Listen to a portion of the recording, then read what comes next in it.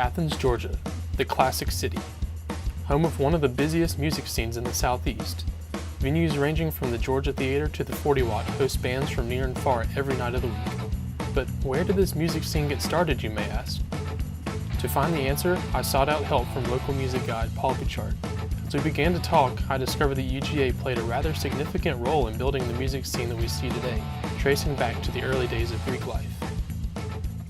In the 1940s and early 50s, it was common for bands to have parties. Fraternities and sororities were kicking in by then. The university was primarily a men's college up until about 1918, then they admitted women. During the 1940s, they would have dances at a place called Woodruff Hall, which was located where the PJ Psychology Journalism Complex is. It was a large auditorium, and many of the popular big bands of the day would play there. I believe Tommy Dorsey Orchestra played there at one time, and they would always try to book the best acts that they could to play at their various events, homecoming weekend or things like that. In the 1950s, the fraternity sorority scene was really picking up. It was the center of the social life for the University of Georgia.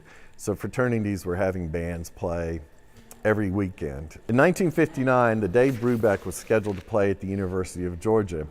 However, once the powers to be figured out that his band contained an African-American band member, the university canceled the performance, solely for the reason that the university in 1959 would not allow a mixed-race band to play on campus. So they canceled the show. The student newspaper, the Red and Black, came out against this decision, saying that anybody who wants to play the University of Georgia should be allowed to play the University of Georgia, whether or not, not dependent on their race. Well, 2 years later, in 1961, the university was integrated, and so they started allowing more bands to play on campus that were African American or of a mixed race. And amongst these bands were Hank Ballard and the Midnighters, who you see here, playing at the Freshman Day Jam session on May 10th, probably about 1962 or 3, a very popular rhythm and blues band. Here's a poster from 1957 when Louis Armstrong played on campus. He was a big band leader.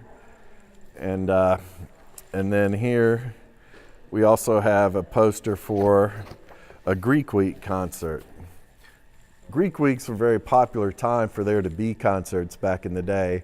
And this particular one featured Clyde McPhatter, Jimmy Reed, Joe Turner, the Tams, Benny King, Ruth Brown, the Fiestas, and Bobby Peterson.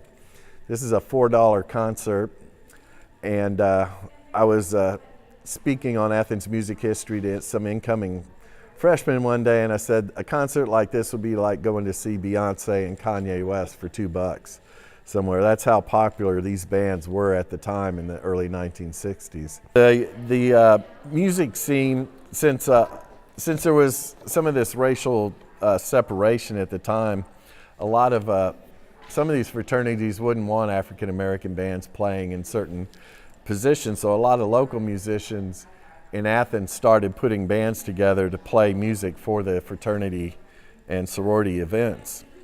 Here's a picture of a band called the Athens Rogues, who are from Athens. They did a great song called She Could Love Me If She Tried. Here's another popular Athens band, the Jesters. They were from Athens, grew up here, and started a band playing fraternity parties and actually toured with Otis Redding as his backup band for a few shows, especially in the Southeast when he was playing fraternity and sorority parties. About 1972, the university started its own student-operated radio station on the top floor of the building we are in now, Memorial Hall. And so in 1978, when the B-52s played at the Last Resort, the show was broadcast by the University of Georgia. Another great place for concerts back in the day was at Legion Field.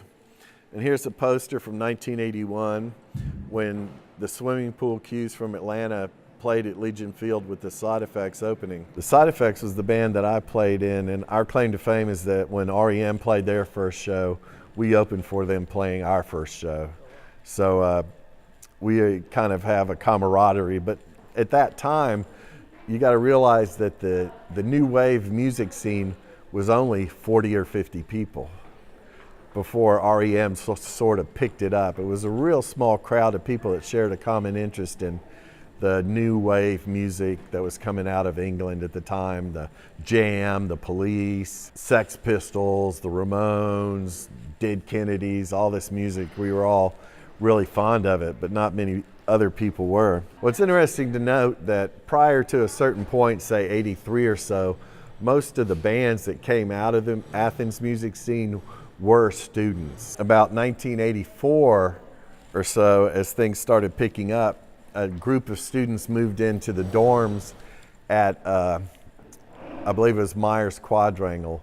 Some new students had moved to town, and they were part of, they were a different group of people. That's one thing that kind of helps build the music scene in the early days, was that as new students would move to town, they would bring their input to the music scene. And this particular group of students had a different type of music they liked to listen to. And they put out a magazine called We Think You Suck. And We Think You Suck basically said, we think you suck. Why does every band in Athens have to sound like R.E.M.? All these bands have this jangled guitar sound. It just really sucks. That's me in the corner. How would you define the R.E.M. sound? Because it is distinctive. Well, clearly for many years it was dominated by the sound of Peter's guitar, because he played in a non-traditional manner. He didn't play block chords, he played arpeggios, which most guitarists weren't doing. And then of course Michael's voice was the signature sound of R.E.M. So Michael's voice was the thread that carried through whatever other changes we went through. But at this point, we decided to change the guitar sound that Peter was playing. I started playing more keyboards than bass. Bill Berry started playing things other than just a drum kit. We just shook things up as much as we could. Pylon, the B-52s, as well as the newer bands like Dream So Real, Kilkenny Cats, and most importantly, the Barbecue Killers. We were part of the rebellion against jangly guitar rock like the Dream So Real R.E.M. bands. As the university grew, it seemed like the music scene didn't come out of the university as much as people moving to Athens just to be part of the music scene. The music scene in and of itself became an attraction to musicians. So Athens seems to attract a lot of musicians, and they seem to want to stay here.